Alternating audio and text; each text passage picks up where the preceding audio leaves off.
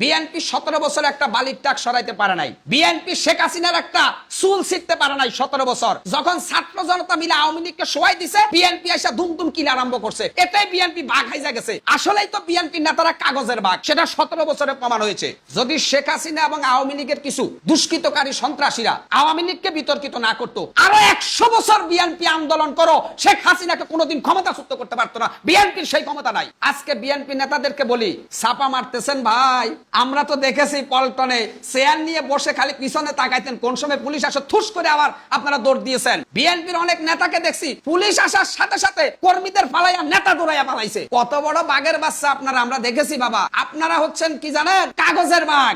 অতএব আমাদেরকে ভয় দেখাবেন না।